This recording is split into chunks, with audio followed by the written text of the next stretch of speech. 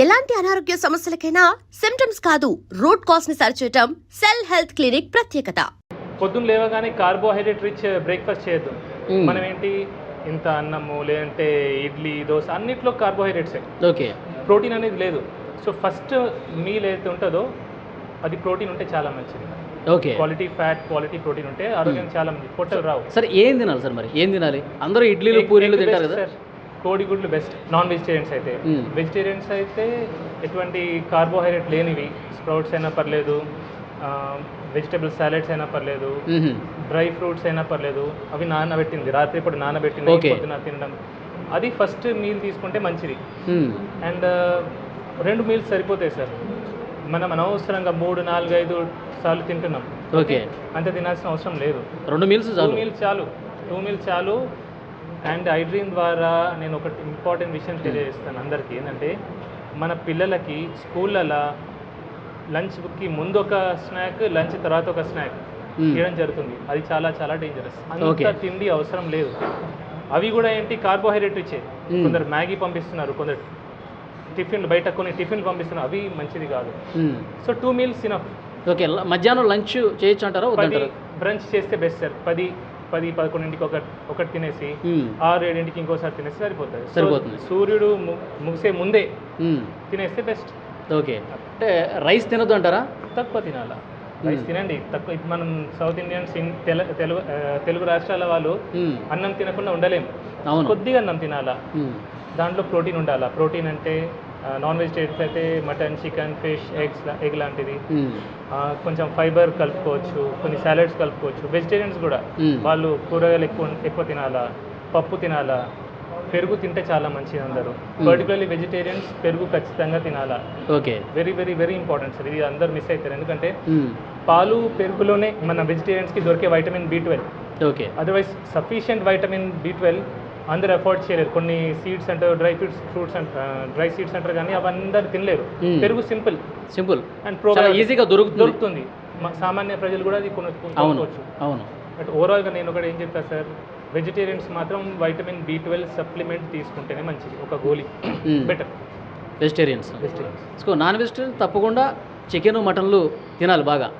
తింటే తప్పేం లేదు సార్. ఇప్పుడు మనం తిన్నాం కదా అంటే నాన్ వెజిటేరియన్తోనే ఎక్కువగా కొలెస్ట్రాల్ వచ్చేస్తుంది, అనారోగ్యం పాలు నాన్ వెజిటేరియన్ ఎక్కువ ఉంది అని చెప్పి ఒక ప్రచారం ఉంది కదా సార్.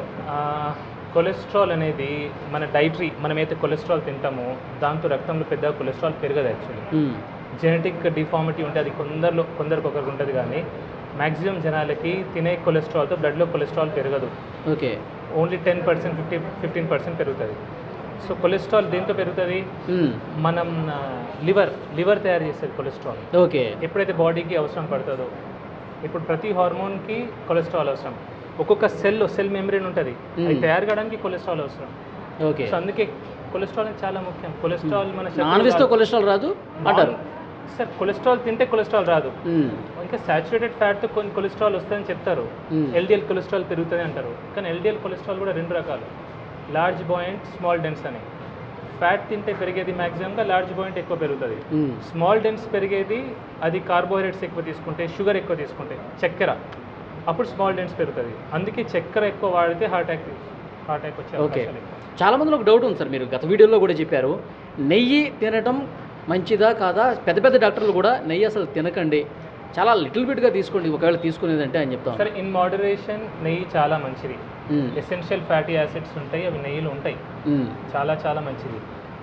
ఒక్కటి ఆలోచించండి సార్, నెయ్యికి మనం భయపడుతున్నాం, బియర్కి భయపడట్లేదు, ఆల్కహాల్కి భయపడట్లేదు, స్మోకింగ్కి భయపడట్లేదు. చిన్న పిల్లల చేతిలో మనం చాక్లెట్లు ఇస్తున్నాం, బిస్కెట్లు ఇస్తున్నాం, ఐస్ క్రీమ్ ఇస్తున్నాం, కూల్ డ్రింక్స్ ఇస్తున్నాం, వాటికి భయపడట్లేదు. కానీ నెయ్యి వచ్చేసరికి భయపడుతున్నాం. మన తాతలు ముత్తాతలు తినలేదు సార్? తిన్నారు కదా, మంచిగా ఉన్నారు కదా. ఇన్ మోడరేషన్, లీటర్ తాగొద్దంట నేను, అంతే. తినే ఫుడ్లో దాంతో కొద్దిగా కలుపుకోండి. వైట్ రైస్ కొద్దిగా తీసుకొని అందులో కొంచెం నెయ్యి వేస్తే సార్ షుగర్ స్పైక్ రాదు, ర్యాపిడ్గా షుగర్ స్పైక్ రాదు. మనకు వచ్చే రోగాలన్నిటికీ మెయిన్ కారణం sudden glucose spike, sugar spike. ఎప్పుడైతే గ్లూకోజ్ స్పైక్ వస్తుందో అప్పుడు ఇన్సులిన్ రిలీజ్ అవుతుంది. కన్సిస్టెంట్గా ఇన్సులిన్ ఎప్పుడైతే హై లెవెల్ ఉంటుందో అప్పుడు ఇన్సులిన్ రెసిస్టెన్స్ వస్తుంది. ఇన్సులిన్ రెసిస్టెన్స్ వల్లనే BP, sugar, heart, brain stroke, ప్రతి రోగం ఈ పొట్ట రావడానికి మెయిన్ కారణం కూడా అదే. సో నెయ్యికి ఏమొచ్చు, నెయ్యి భయపడేదేమో. అందరు డాక్టర్లు అన్నారు, కొందరు డాక్టర్ కొన్ని కేసెస్లో మేబీ హార్ట్ స్ట్రోక్ కొన్ని రకాలు ఉంటాయి, లైపోప్రోటీన్ ఎక్కువ ఉండడం, లైపోప్రోటీన్ బి అట్లాంటి వాటిలో వాళ్ళు చెప్పొచ్చు, జాగ్రత్తగా చెప్తారు. ఓకే, కానీ అందరు డాక్టర్లు కూడా ఫ్యాట్ కంప్లీట్లీ అవాయిడ్ చేయమని చెప్పారు సార్. సార్ ఫైనల్గా ఇప్పుడు మీరు మొన్న బాధపడుతూ కన్నీళ్ళు పెట్టుకుంటూ ఒక వీడియో అది బయటికి రావడం వల్ల వైరల్ అయింది, కానీ అంతకంటే ముందు కూడా మీరు కెమెరా లేనప్పుడు కూడా చాలా సందర్భాల్లో బాధపడి ఉంటారు. చాలా సందర్భాలు అంటే మీ డాక్టర్ అయిన తర్వాత ఇన్ని కేసులు చూసిన తర్వాత మీరు బాగా బాధపడ్డటువంటి సిచ్యువేషన్ అంటే ఏ పేషెంట్ని చూసి ఇంకా మనసు చలించిపోయింది మీది? సార్ చిన్న వయసు 20-25 సంవత్సరాల వయసులో బీపీలు షుగర్లు వస్తారు. బీపీ షుగర్ ఎంత బాధ సార్ అది. ఇప్పుడు జీవితాంతం ఒక బీపీ గోల్ వేసుకోవాలా, షుగర్ గోల్ వేసుకోవాలంటే ఎంత బాధ ఉంటుంది సార్ ఆ మనిషికి. ఎంత టెన్షన్ పడుతుంది సార్. చిన్న వయసు వాళ్ళు బాగా టెన్షన్ పడతారు. ఒకటి చిన్న 20-30 ఇయర్స్ ఒక మనిషి బాగా కష్టపడతాడు. 30 ఇయర్స్ ఒక ఏదో జాబ్ అని కష్టపడతాడు, ఏదో తింటాడు, ఏదో చేస్తాడు.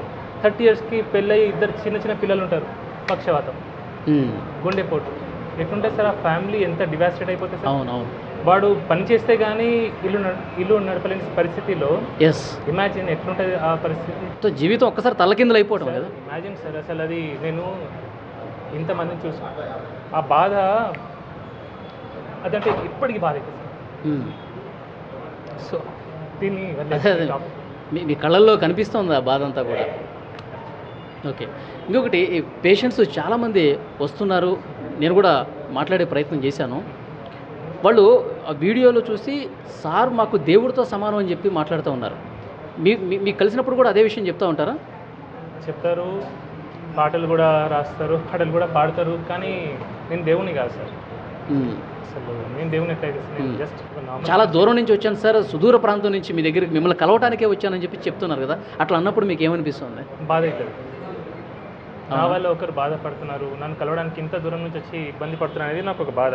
అట్లా చాలా బాధ అనిపిస్తుంది. చాలా ఇంతమంది చూస్తే నాకు చాలా బాధ అవుతుంది.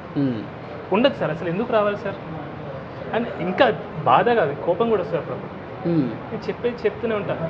చాలామంది అంటారు, సార్ ఇట్లా మీరు ఏడ్చి చూసి నేను బాగా ఫీల్ అయిపోయి నేను మిమ్మల్ని ఫాలో అవుతున్నా, మీ అన్ని వీడియోస్ చూస్తా. ఒకటే అడుగుతా, నన్ను ఏ నూనె వాడుతున్నావు అంటారు.